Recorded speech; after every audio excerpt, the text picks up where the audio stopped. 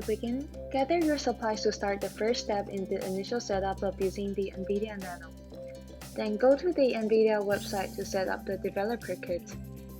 Continue to follow the steps on the website to download the Etcher app and then use that to flash the image onto the card. After putting the microSD into Nano, you can begin the first boot of the Nano using the headless setup mode. After connecting the Nano to the internet and your computer, it will take about a minute to boot up and there should be lights on by the USB and the Ethernet ports. For initial boot, you need to access the Nano with your computer via serial connection. Doing so will allow you to configure the user info, full username, password, hostname, app partition size, and network connection of the Nano. Holding the Sage GitHub repository will include an Ansible script which will completely set up the Nano and the extra hardware to be ready for your activity.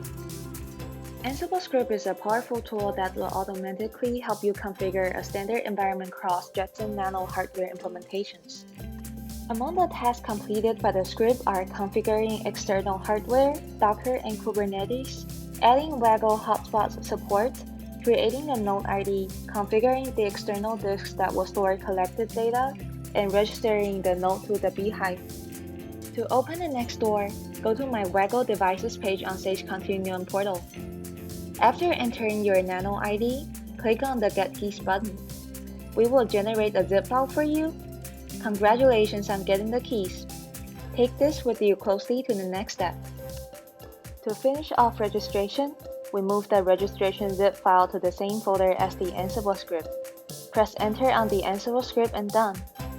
The Nano is now registered and we can access WES. You can now publish data to the Beehive, pull data, and run Sage Create software.